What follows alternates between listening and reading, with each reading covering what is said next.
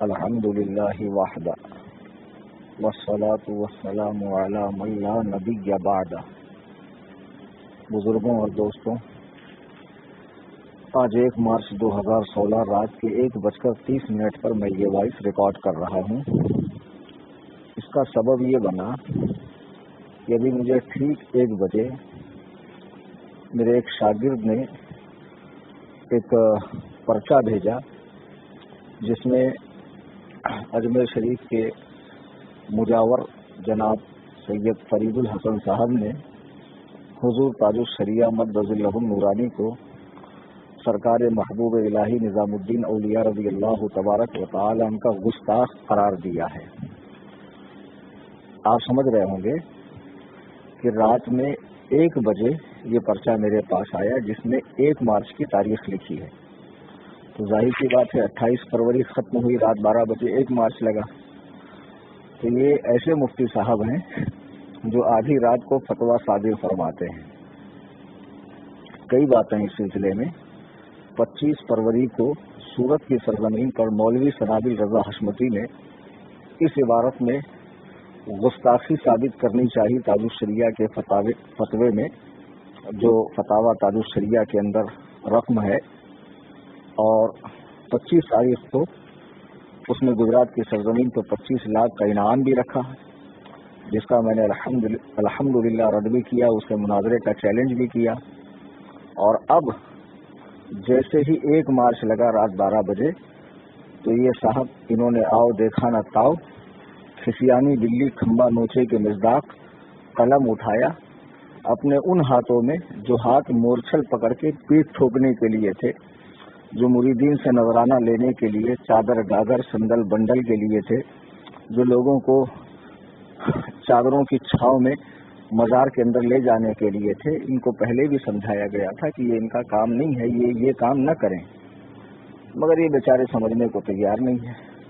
خدا جانے ان کو کس مدرسے نے مفتی کی سند دے دی، انہوں نے مدرسے کا منہ دیکھا بھی یا نہیں دیکھا، اور بزام خیش مفتی بن گئے۔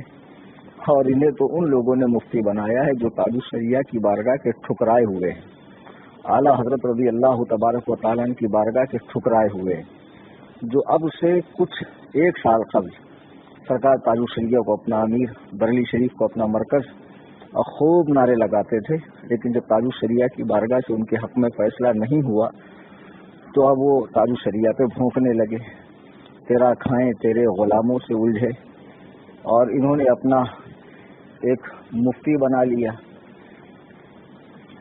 اور وہ مفتی صاحب بیچارے اور دیکھتے ہیں نہ تھا، آدھی رات کو فتویٰ دینے بیٹھ جاتے ہیں۔ کون؟ فرید الحسن صاحب۔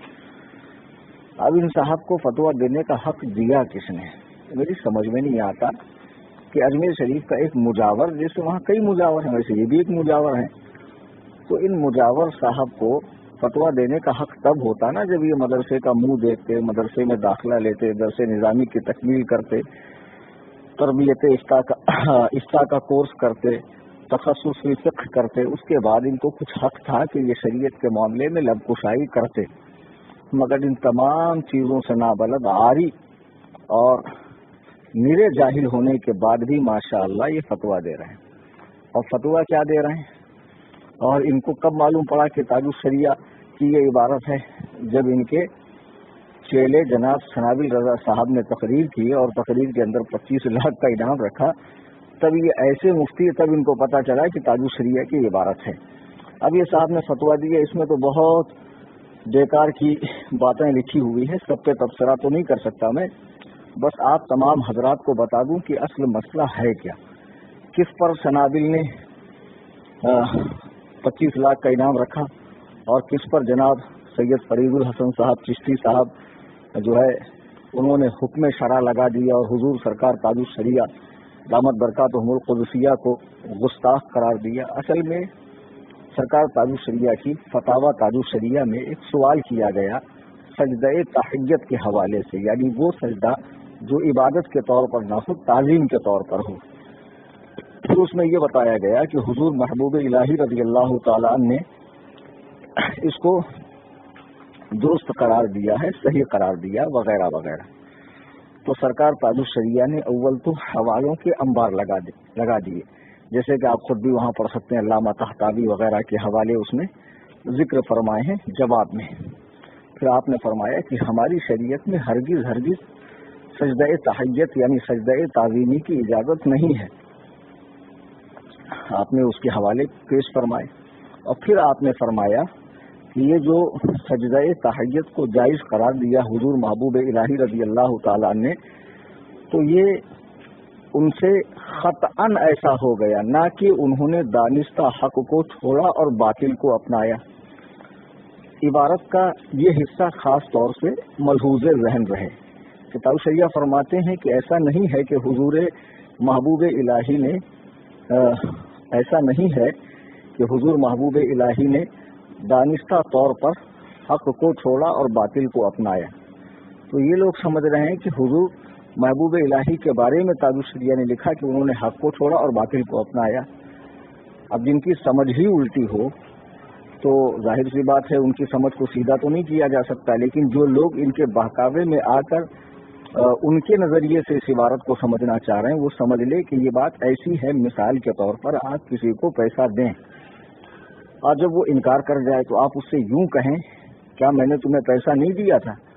میں نے تمہیں پیسہ نہیں دیا تھا۔ تو یہ نہیں دیا تھا انکار کے لیے نہیں ہے بلکہ دیا تھا۔ تو حضور تاج الشریعہ فرما رہے ہیں کہ ایسا نہیں ہے کہ انہوں نے دانستہ یعنی جانتے ہوئے حق کو چھوڑا ہو اور باطل کو اپنایا ہو، نہ انہوں نے باطل کو چھوڑا نہ حق کو اپنایا۔ یہ مطلب ہے، یہاں پہ انکار ہے کہ ایسا نہیں ہے کہ انہوں نے باطل کو اپنایا اور حق کو چھوڑا جانتے ہوئے، بلکہ خطأً ان سے ایسا ہوا۔ اب لفظ خطا پر یہ بوکھلا گئے، یہ کہہ رہے ہیں کہ وہ تو معصوم ہے، ان سے خطا نہیں ہو سکتی، معاذ اللہ رب العالمین۔ انبیاء علیہم السلام کے علاوہ پوری امت کا اس پر اجماع ہے کہ انبیاء علیہم السلام کے علاوہ ہر ایک سے خطا ممکن ہے۔ پہلے تو فرید الحسن صاحب آپ یہ سن لیں کہ آپ نے اپنے پرچے میں وہ فتویٰ کیا ہے، لقوہ ہے آپ کا، آپ کو لقوہ مار گیا ہے، اس میں آپ لکھتے ہیں کہ اللہ نے ان کو خطاؤں سے محفوظ رکھا۔ تو ایسا نہیں ہے، کسی کے بارے میں قطعیت سے یہ دعویٰ کرنا کہ وہ خطاؤں سے پاک ہے، وہ فقط انبیاء علیہم السلام کی شان ہے، ان کے بعد ہر ایک سے خطا ممکن ہے، ٹھیک ہے، ہر ایک سے خطا ممکن ہے۔ تو یہ تو پوری امت کا اجماعی مسئلہ ہے کہ انبیاء کے سوا کوئی معصوم نہیں، پھر بھی آپ معاذ اللہ رب العالمین حضرت محبوب الہی رضی اللہ تعالیٰ کو معصوم قرار دینے کی کوشش کر رہے ہیں اور اجماع کے خلاف کر رہے ہیں، جبکہ اجماع کے خلاف کرنے والوں کے تعلق سے خود اللہ تعالیٰ فرما رہا ہے وَمَن يُشَاقِقِ الرَّسُولَ مِن بَعْدِ مَا تَبَيَّنَ لَهُ الْهُدَىٰ وَيَتَّبِعْ غَيْرَ سَبِيلِ الْمُؤْمِنِينَ نُوَلِّهِ مَا تَوَلَّىٰ وَنُصْلِهِ جَهَنَّمَ وَسَاءَتْ مَصِيرًا، کہ جو مسلمانوں کے راستے سے جدا راستہ چلے ہم اسے چلنے دیں گے، اور جب وہ ہمارے پاس آئے گا تو ہم اسے جہنم میں الگ پھینکیں گے۔ تو جو پوری اہل سنت و جماعت کا عقیدہ ہے اس پر قائم رہیے کہ انبیاء کے سوا کوئی معصوم نہیں۔ اب دوسری بات جو حضور تاج الشریعہ نے لکھا کہ خطأً ان سے ایسا ہوا، ایسا نہیں ہے کہ انہوں نے دانستہ حق کو چھوڑا اور باطل کو اپنایا، ایسا نہیں ہے بلکہ خطأً ایسا ہوا۔ تو کیا حضور محبوب الہی کے لیے سرکار تاج الشریعہ نے لفظ خطا استعمال کر کے گستاخی کی؟ تو ماشاء اللہ مجاور صاحب، آپ کو معلوم ہونا چاہیے آپ کا تو کام تھا حلوہ ملیدہ کھانا، مانڈے کھانا، نیاز نذرانے میں مشغول رہنا، آپ نے یہ کیوں زحمت اٹھائی فتویٰ دینے کی؟ کون لوگ آپ کو مجبور کر رہے ہیں فتویٰ دینے پر بھیا؟ کیوں آپ اپنی عاقبت خراب کر رہے ہیں؟ آپ کا ہاتھ مورچھل لے کر پیٹھ ٹھوکنے کے لیے بنا ہے، نہ کہ قلم اٹھا کر فتویٰ دینے کے لیے۔ تو آپ اپنے دستہائے ناز کو تکلیف ہی مت دیجیے فتویٰ دینے کی۔ تو میں آپ کو بتا دوں جو آپ لفظ خطا سے گستاخی سمجھ رہے ہیں ایسا ہرگز نہیں ہے۔ اب اس کو آپ یوں سمجھیں، ہر سنی سمجھے کہ بھئی 4 امام ہیں، چاروں حق پر ہے یا نہیں ہے؟ بے شک حق ہے۔ اب چلیں کہ چاروں ائمہ کے بیچ ہاتھ باندھنے سے سلام پھیرنے تک نماز میں 200 مسئلوں پر اختلاف ہے۔ اچھا، اتنا شدید اختلاف پھر بھی چاروں حق، وہ کیسے؟ اب سمجھیں، ہمارے یہاں رفع یدین منسوخ ہے۔ رفع یدین نماز میں رکوع میں جا کے اور رکوع سے اٹھتے وقت رفع یعنی اٹھانا، یدین یعنی دونوں ہاتھ، منسوخ ہے۔ رفع یدین کرنا جائز نہیں، فاتحہ خلف الامام بھی جائز نہیں، اور تحت السرہ یعنی ناف کے نیچے ہاتھ باندھنا یہ ہمارے یہاں سنت ہے، فوق صدری ہی سینے پہ ہاتھ باندھنا یہ ہمارے یہاں خلاف سنت ہے۔ اب یہ سارے مسائل امام شافعی رحمۃ اللہ علیہ کے یہاں جائز ہے، درست ہے، بلکہ استحباب کے درجے میں ہے۔ ان کے نزدیک رفع یدین کا دوام ثابت ہے، سنت ہے رفع یدین۔